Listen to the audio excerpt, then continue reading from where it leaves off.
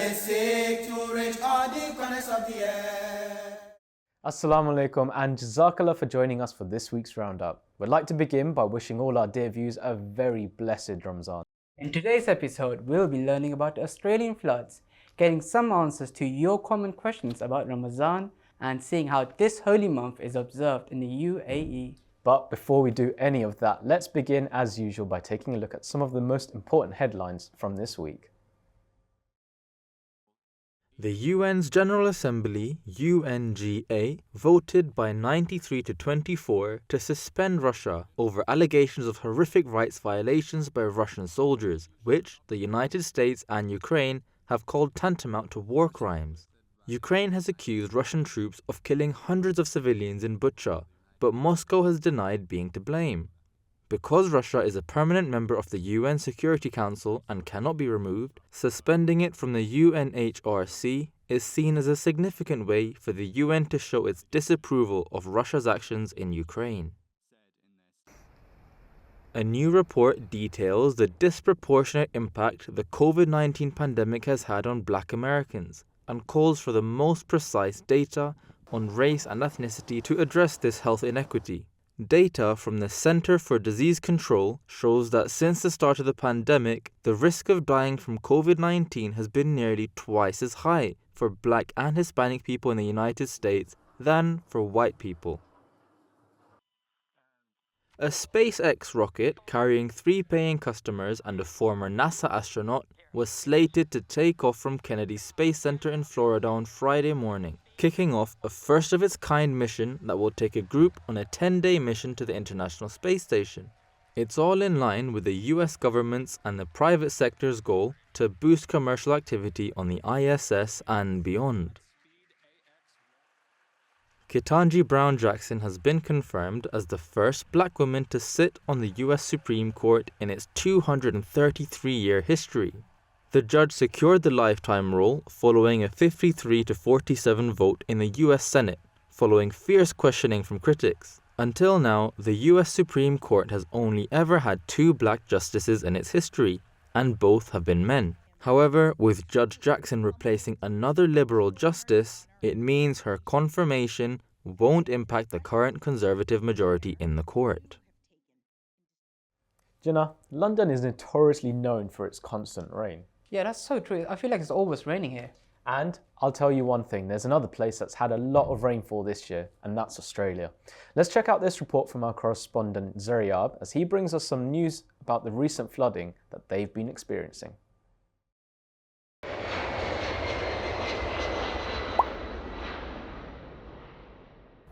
Summer in Australia. Usually it's a time to have a picnic in the warm sun or go down to the beach for a swim. But recently, us Australians haven't been able to experience that same warm summer as we always used to. This is due to the overwhelming amounts of rain which have covered parts of eastern Australia. Right now, I'm at the Tench Reserve with the Nepean River right behind me. Right now, it does look quite peaceful, but would you believe that just a couple of weeks ago, it had risen all the way until that playset behind me. And there were regions such as Lismore which experienced record-breaking flooding. There was also Windsor, a place just 20 kilometers north of the Beit al-Huda Mosque, which was also inundated by the rain. Even the bridge over there got submerged under the rising Hawkesbury River. And that's not it. At one point, an enormous 600 gigalitres of water had flowed over the Warragamba Dam. To compare, the entire Sydney harbour only holds around 500 gigalitres. These astronomical rain levels were witnessed all across eastern Australia.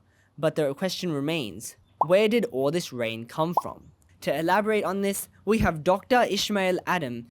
Assalamu alaikum, Dr. Ismail Adam. Wa alaikum salam. Could you please explain why it has rained so much lately? There are a number of factors that account for the current weather conditions in Australia. First of these is global warming, which refers to the increase in the Earth's atmosphere resulting from our use of fossil fuel and other factors. Now, with the increase in the Earth's atmosphere comes an increased ability of the atmosphere to hold moisture. And the more moisture that is held in the atmosphere, the more the precipitation. So that's what's happening in Australia at the moment. So that explains why it has been drawn out for so long. But are there any other explanations for this flooding? Of course, there is. You see, we have the trade winds that move from east to west over the Pacific. Now, these trade winds lead to increase in the ocean temperature. And with that comes evaporation, which falls as rain on land. But we have this weather phenomenon that we call La Nina, which results in stronger winds. And with stronger winds come more intense hot water that moves in the ocean towards Australia. With such high temperature in the ocean comes increased evaporation. And as the evaporation happens, the water condenses in the atmosphere and falls as heavy rain on land. It is quite interesting how something as simple as rain can have so many causes. Jazakallah for your time. Welcome, brother. But there is some good news. That is, La Nina is weakening. That means it won't be too long before we can enjoy our hot summer days again. Jazakallah Zaryab. Global warming is surely taking its charge on our planet. That's why our beloved Hazur, Ayyadahullah Ta'ala bin Nasr al-Aziz, has guided all Ahmadis to do their part in taking care of our planet. You know what? We're incredibly blessed to be able to get weekly wisdom from beloved Hazur Ayyadahullah Ta'ala bin Nasr al-Aziz. And on that note, let's go to our summary recap into our beloved Hazur's Friday sermon from this week. Assalamu alaikum, my dear brothers and sisters.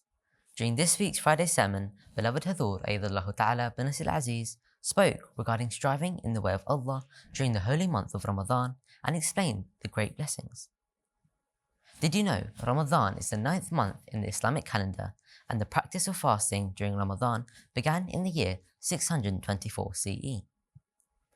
Beloved Hazur Ayyadahullah Ta'ala bin Nasr al-Aziz said that by the grace of Allah we are passing through the month of Ramadan. It is a month for the acceptance of prayer, as God has said that with His mercy prayers will be especially accepted during this month. As the Holy Prophet ﷺ said, God informed him that the gates of heaven are opened and the gates of hell are shut, and Satan is shackled during this month. So during this month, we can truly attain the nearness of God. Hazur Ayyadahullah Ta'ala bin Nasr al-Aziz said that God said when people are in a state of anxiety and fear, wondering where they can find God, tell them that God will answer when they call unto Him. It is for such people that Satan has been shackled in Ramadan, but these efforts should not be limited to this month. Rather, they should become a part of people's lives throughout the year. During this week's Friday sermon, Hazur Ayyadahullah Ta'ala bin Nasr al-Aziz quoted the promised Messiah alayhi salam, who said that the true means for attaining success is prayer. The promised Messiah alayhi salam also said that before praying, one must utilize the abilities granted to them by God, trying their very best, and then pray to God. This is what is meant by guide us on the right path. Beloved Hazur Ayyadahullah Ta'ala bin Nasr al-Aziz said that many people write to him saying that they prayed but their prayer wasn't answered. They must check to see whether they have truly done the required efforts in prayer. Then they must also check the way in which they pray, because God says those who truly strive in His path, who try very hard to attain nearness with sincerity and strive to fulfill His commandments, then He surely answers their prayers. Hazur Ayyadahullah Ta'ala bin Nasr al-Aziz further said that in the hadith it states that if we walk towards God, He will run towards us. This is the grace and mercy of God. However, we must truly try our best in His cause. It should not be that we promise to offer prayer and do good during the month of Ramadan, but then forget about all these things for the rest of the year. If God sees that the person is praying and making efforts only during the month of Ramadan, then He can deal with us however He pleases. During this week's Friday sermon, Hazur Ayyadahullah Ta'ala bin Nasr al-Aziz said that he would launch a new website and mobile application. नमाज जुमा के बाद मैं MTA की एक site का भी इजरा करूँगा जो MTA इंटरनेशनल ने वेबसाइट बनाई है, मोबाइल एप्लीकेशन बनाई है इसकी, जिसमें 313 बदरी साहबा रज़ी अल्लाह अन्हुम के मुतल्लिक़ मेरे खुतबात जुमा को एक जगह जमा किया गया है। वेबसाइट का जो पता है वो ये है कि www.313companions.org। अल्लाह ताला इसको भी लोगों के लिए फ़ायदे का मुझे बनाए। अच्छा, दुआ कर लें।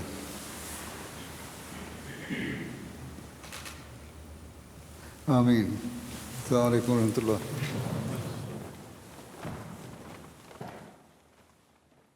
The website can be accessed at www.313companions.org.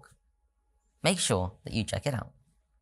This was just a very brief summary of last week's Friday sermon, which was filled with many inspirational quotes. We hope you are able to hear the full Friday sermon, which can be found at mta.tv. Until next time, Assalamu alaikum. Jazakallah for that summary. As you know, you can watch the whole Friday sermon live every Friday. The blessings of the holy month of Ramadan are all around us. We're about a week into fasting. Jangir, how's it going for you? Alhamdulillah, you know, it's going quite well. Our viewers have actually been sending us some common questions that they have about Ramadan. Well, let's check out this Ramadan 101 segment and get some of your answers.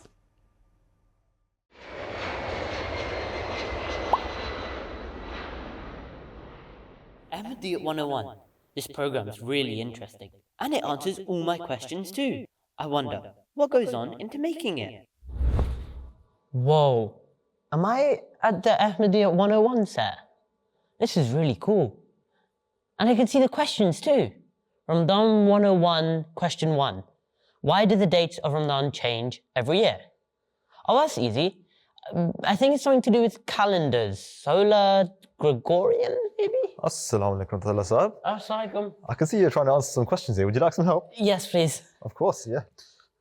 Okay, let's see what we can do. Right, so that is a very interesting question. Why do the dates of Ramadan come a little bit earlier every single year? Well, it's actually quite simple. We start the month of Ramadan by sighting the new moon. And that is not the same calendar that you use at home, January, February, March. That's the Gregorian calendar. It's a little bit different to what we use for Ramadan. What is the difference? The Gregorian calendar, which we normally know about, is actually according to the solar orbit, i.e. the sun. And that calendar, or the span of that calendar, is a little bit longer than the span of the lunar calendar. And that's why every single year, Ramadan seems to come a little bit earlier, and it's really just as simple as that. Jazakallah Murabi Sahab. I knew it was something to do with calendars, but our viewers have sent in a couple more questions. Would you mind answering those? Are children like me allowed to fast? No, children cannot actually fast at a young age. And why is that, you're probably wondering, is because you're still growing at a young age, you're still developing, and there are chances that if you fast, that might damage your growth and development. It could also make you become a little bit unwell, and nobody wants that, right? And of course, the Holy Quran actually mentions, as you probably already know, that if you're fasting and that might result you in becoming unwell, or if you're already unwell before fasting, then you shouldn't be fasting in the first place, right? So we have to take these precautions. Now, it's also important to probably question then, when is the right age that we can begin to fast? Hazrat Muslim radiallahu anhu has mentioned that somewhere between the ages of 15 to 18 is a good time, because that's when people normally attain the age of maturity, but it can differ from person to person. Someone might become mature quicker, someone later. It really depends on each case. You can start doing a few one year, increase the amount the next year, and when you're comfortable, you can take part in the entire month of Ramadan. Inshallah, may Allah enable you to do that. Oh, but we have another question. Do I have to eat sehri before I fast? Right, this is a very interesting question. I don't know who wouldn't want to have a lovely sehri in the morning, but if you're wondering about this, then we know that the Holy Prophet Muhammad ﷺ has actually said that there is great blessing in sehri, in the pre-dawn meal, so we should absolutely take part in that. He's also mentioned that even if you have only enough time to grab a morsel of food or just a sip of water, then you should also do that as well. And so we can see that having this pre-dawn meal is absolutely essential, not only for the blessing, but beyond that, we can also see that because it's a very long fast, especially nowadays, it's a very long fast for some of us, it's important to stock up on some nutrition in the morning. We don't end up damaging our health in the long run. That's obviously not what we want. And we should do this so that we can gain blessings and also stay fit as well. So sehri is really important. We should all make sure we're eating it. But if I am eating sehri and the azan goes off, am I supposed to stop? Now, I'm sure for some of the elders at home, this question's probably popped up into your head a few times where you're having your food, you might have gone a bit over time, or you've still got something left in your plate, and you hear the azan, or you realize that it's time for the namaz time for Fajr. What do you do in this instance? Do you take that morsel out of your mouth and throw it away? Do you dispose of your plates? No, you don't do that, because obviously we know as good Muslims, we don't waste food. So if you have something in your mouth, if you have something in front of you, then you can quickly consume that, albeit in a quicker manner. And that does not, however, give you a ticket to now go and get seconds and go spend another half an hour and eat something else. It's only that which is in front of you or that which is in your mouth. You can quickly finish that and then go and offer your Fajr prayer. Just a couple more questions. So if I accidentally eat or drink anything while I'm fasting, does my fast break? Again, there are probably some of the elders at home right now who probably experienced this, where you are fasting and then suddenly you eat something or you drink something and then you realize, hold on a minute, I'm fasting. What do I do now? So worry not, your fast has not broken. It's completely fine. In fact, we find a narration of the Holy Prophet Muhammad sallallahu alaihi wasallam where he said that if you accidentally eat or drink something during a fast, then it is as if Allah Almighty has fed you himself. So that's great, right? But obviously, while that does mean that your fast is not rendered useless, it's not cancelled, if after that you intentionally carry on eating and drinking, then obviously, unfortunately, your fast will be cancelled. Jazakallah, Rabbi Sahab. Thanks for answering all our questions. Can I just use the chair one more time, please? Of course, I'm glad I could help. Yeah, go for it, absolutely. If you have any more Ramadan questions, send them to @RoundupMTA on social media and we will answer them. Until next time, Assalamu alaikum. This place is really awesome. Jazakallah Murabi Saab. You know what? That was a very informative piece, and we've answered quite a few of your questions there, but if you have any more, please do go ahead and send them in, and we'll try our best to get those answered too. Now it's time to hear what you, our lovely viewers, had to say about your goals for this Ramadan. Assalamu alaikum. Ramadan is a month of training to become a better Muslim. I like to set myself daily tasks to improve myself and learn more about Islam. In the first 10 days, the first Ashra of Ramadan, I focus my tasks around gaining Allah's mercy. I learned a hadith yesterday, Man la yarham la yarham, which means one who does not show mercy will not be shown mercy. I love Ramadan. This Ramadan, I'm going to try and do qadr every single day. أعوذ بالله من الشيطان الرجيم بسم الله الرحمن الرحيم بي بو با بي أمي با بو بي. Assalamu alaikum. I love Ramadan because I pray with all my family. Happy Ramadan, everybody. Assalamu alaikum rahmatullah. My goals for this year's holy month of Ramadan is to, firstly, I would like to finish the Holy Quran at least once this month. And in addition, I would like to keep some fasts, especially because I have the opportunity to do so because of the holidays. Also, I would like to be able to pray the Tahajjud and Tarawih in congregation. This Ramadan, my goal is to read Quran with Tajweed every day, inshallah. This Ramadan, I will try to read all my 5 Salat prayers on time, inshallah. My Ramadan goal is to half-fast every Saturday and when I'm angry, not yell or hurt anyone, and read 1.5 pages of Quran. Khudafez. As always, Jazakallah to all our viewers for sending in your views. We always look forward to hearing what your thoughts are on the topics that we discuss on this show. Remember to keep an eye out on our social media at Roundup MTA on Twitter and Instagram, where you can find a preview of our topics, and you can also have a chance to be featured. Our Roundup viewers are from all around the world. During this blessed month, we'll be traveling around the globe to find out how different places experience Ramadan. And in this week, we're heading over to the United Arab Emirates. Let's take a look.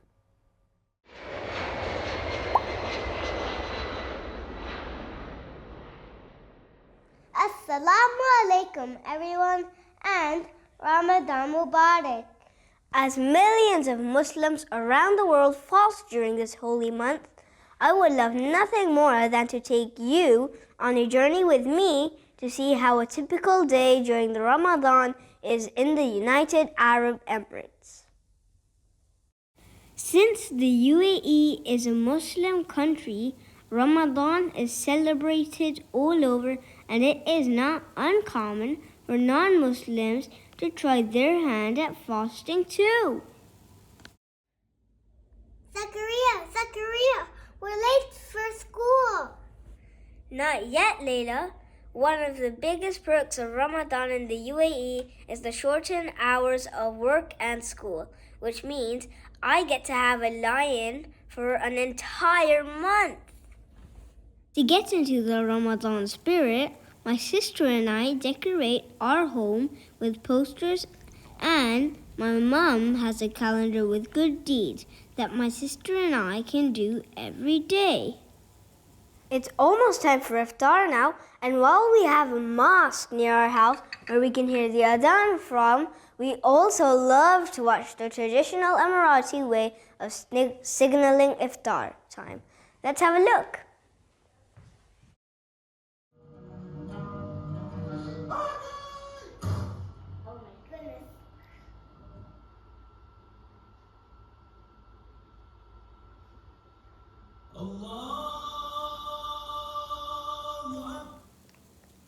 Layla, I think we should let our viewers see the real deal. What do you think? Okay, let's go. Every evening during Ramadan, the booming sounds of cannons can be heard across the UAE at sunset, and it is a spectacle that draws quite a few visitors. Some historians say the custom began in 10th century Egypt, but in the UAE, it dates back to the 1960s when there were no speaker systems in mosques to announce that it was time to break the day's fast. The Dubai police force operate these special cannons with blank cartridges every year. The cannons were manufactured in Britain back in 1945 and can be heard up to 10 kilometers away. It's almost time now, so I'm going to cover my ears.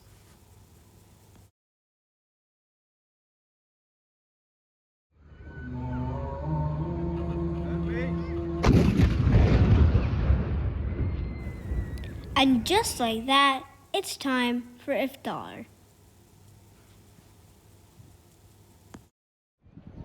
Although every mosque in the UAE now has a state-of-the-art loudspeaker, the tradition of midfar and iftar still lives on. I hope you enjoy spending the day in Ramadan with me, and I wish you all a very blessed month ahead. Jazakallah for watching. Zakla, Layla and Zakaria for sending in that report. The cannons at iftari time really are something that I have not seen before. Indeed, Jangi. Well, that's it for this week's episode of Roundup. Thanks for tuning in, and don't forget to join us next week when we will be covering even more exciting topics from around the world. As always, we love hearing from you, so make sure you keep sending in your feedback to our social media channels. Until next week, Assalamu alaikum. Oh, I shall call, oh, I shall call, I shall call, oh, I shall call, I shall call. Thy message to reach all the corners of the earth. Oh, I shall call, oh, I shall call, I shall call, oh, I shall call, I shall call. Thy message to reach all the corners of the earth.